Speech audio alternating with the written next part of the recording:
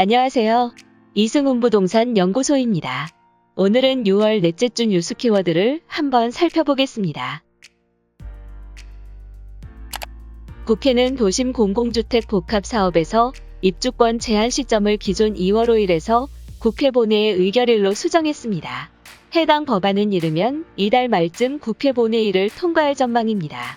문제는 실거주 목적으로 주택을 샀고 계약 시점에 해당 지역이 공공개발 후보지로 거론조차 되지 않았더라도 취득 시점이 기준일 이후라면 입주권 대신 감정평가액을 돌려받는 현금 청산을 당하게 됩니다. 현금 청산 가능성 때문에 주택을 처분하기 어려운 것뿐만 아니라 공공개발 가능성이 조금이라도 있는 지역에는 정상적인 거래마저 씨가 마를 우려도 있는 상황입니다.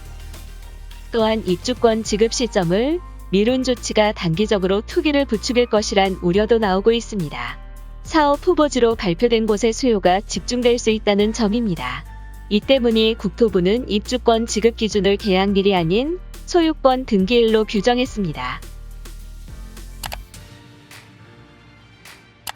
더불어민주당이 1가구 1주택자 종합부동산세 부과 기준을 현행 공시가 9억 원에서 상위 2%로 완화하는 것에 대해 전문가들은 대체로 우려와 비판의 목소리를 내고 있습니다. 현행 세법 체계에도 걸맞지 않아 명확성과 수용성, 합리성 등 많은 부분에 위배된다는 지적도 있습니다.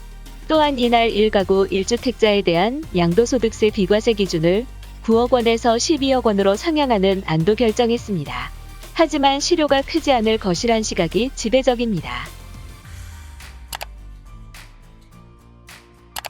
최근 리모델링 시장에 대한 선호도가 높아지면서 통합 리모델링을 추진하는 아파트 단지가 늘어나고 있습니다. 잠원동, 이촌동, 사당동 등 서울 각지에서 소규모 아파트들을 위주로 통합 리모델링에 대한 관심이 커진 모습입니다. 규모가 커질수록 리모델링 사업성이 높아지는 데다 대단지로 탈바꿈하는 데 성공하면 부동산 가치도 향상시킬 수 있기 때문입니다. 임대차 3법 등으로 인해 아파트 매물이 귀환되다 대단지 재건축 이주 수요가 몰리면서 전셋값이 폭등하고 있는 모습입니다.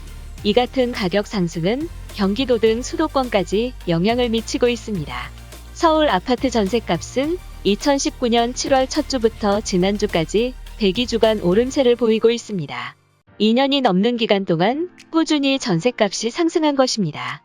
특히 재건축 이주 수요가 있는 서초구 아파트 전셋값이 심상치 않습니다. 반포 아크로 리버파크는 한 달 사이 전셋값이 8억 원가량 오르는 모습도 보였습니다. 서울 임대차 시장 불안 여파는 경기도로 옮겨가는 모습을 보이고 있습니다. 경기도는 1년간 30.3% 오른 것으로 나타났습니다. 하남시의 경우 1년 만에 49.8% 올랐습니다. 경기도 내 가장 가파른 상승률을 기록했습니다. 부동산학과 교수는 전세시장이 계속 상승세를 보이는 이유는 임대차 3법 때문이라며 계속 상승세를 보이다가 보합세를 보이는 시점이 있다고 전망했습니다. 이에 공급을 늘리고 수요를 줄이기 위해서 세금 혜택과 대출 규제 완화 등 정책이 필요하다고 조언했습니다.